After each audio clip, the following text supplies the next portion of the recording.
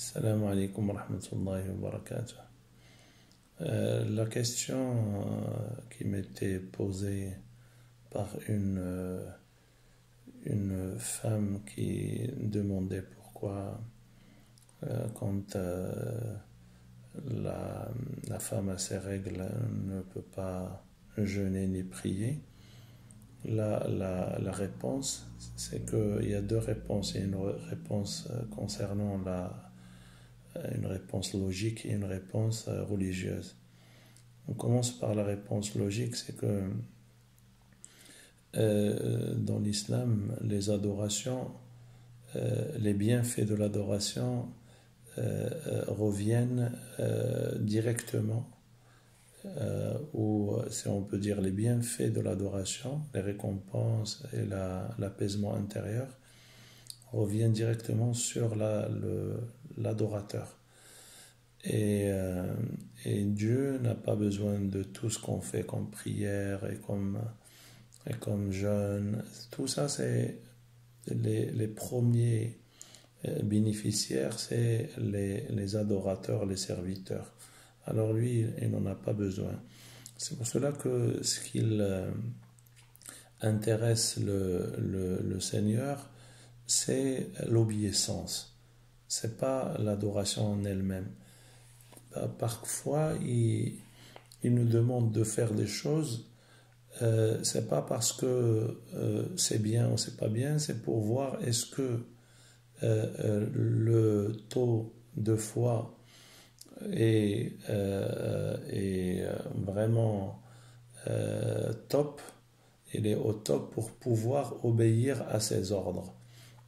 C'est pour cela que c'est ça la finalité dans l'islam, c'est de voir le serviteur en train de servir son Seigneur et de faire ce qu'il lui demande. Ça, c'est très très important. C'est pour cela que dans un hadith, dans un récit, Dieu a dit que c'est un hadith qudsi, ça veut dire le sens il vient du Seigneur. C'est que si tous les djinns, tous les êtres humains étaient tous des bons croyants, ils ont une bonne foi, ça ne va rien rajouter dans le royaume du Seigneur. Et s'ils étaient au contraire, tous ces gens-là sont sur le cœur de la personne la plus perverse sur cette terre, elle ne va rien diminuer du royaume du Seigneur. Ça veut dire que ce n'est pas l'adoration qui... le Seigneur n'attend pas l'adoration, il attend l'obéissance. C'est pour cela que parfois, il peut nous demander des choses. Pour nous, ce n'est pas logique ou c'est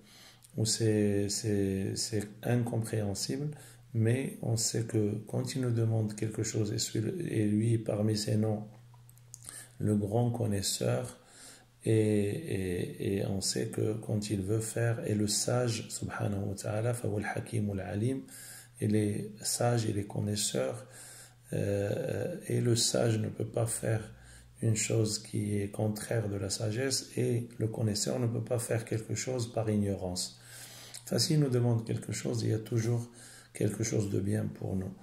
Ça, c'est le côté logique et de la chose, c'est que ou le côté religieux plutôt de la chose, c'est que l'obéissance, c'est la première des choses à prendre en considération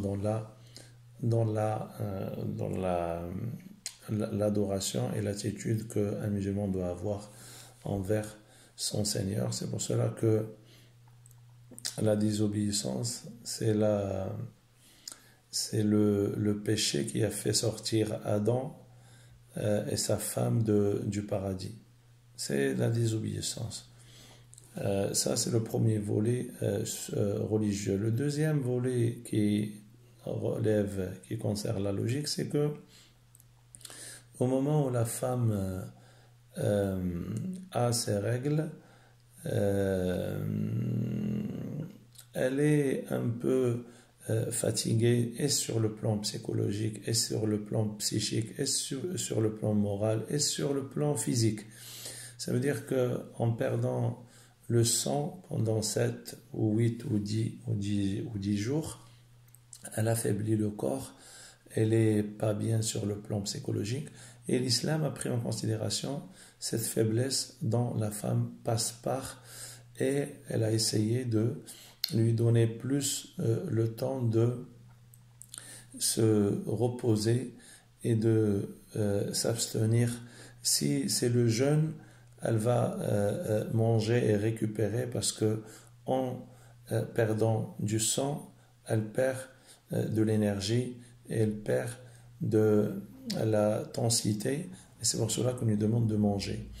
Et pour la prière, on demande dans la prière la pureté, ça veut dire elle doit être pure, ça veut dire il se peut que ses habits soient touchés, elle se peut que l'endroit où elle fait la prière soit touché, ou son corps soit touché par le sang, et on sait que pour faire la prière, il faut que ces 3 endroits soient purs, ça veut dire le corps, les habits et l'endroit où on va faire la prière, et ça on ne peut pas le trouver chez une femme qui a ces louchis.